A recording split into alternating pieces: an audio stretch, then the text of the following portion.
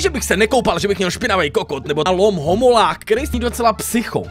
Protože to zní jako homokláda, nahej týpek. To nebyla plášť, to je takový lom, ale ležel tam nahej týpek. No mě nahej. Říkám, pičo, tak tady je hodně vedro. Bych šel a můj pínis by stejně nešel vidět, pokud samozřejmě si ty příběhy vymýšlím, takže prostě jasný, že se podíváš, ne, ty vole. Měla bobra jak píča. Měla v kundě nějakou trubku. Jak ležel na žaludovi, to je štěstí, to jsem neviděl péro, ale jsem, že to nebyl tvaroh. Prostě tak brčko. Mně stojí klacek, že nemůžu ležet, že bych jakoby stál na tom klad. Píš, no. Brčko, ale na co brčko, kámo? Moždínka. Nebo kokain tam měla na píči? Budu se jít po schodech, sjet to prdelí. 10 lidí, celá rodinka! Mami, voda! Mařeno, dělej mařeno!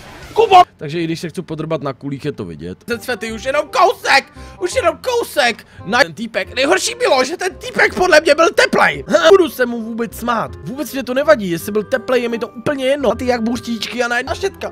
Au, kurva, au, píčo, chodím po... Jo.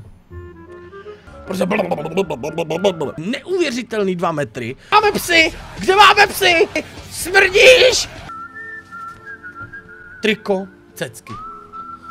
Kalhoty, bobr.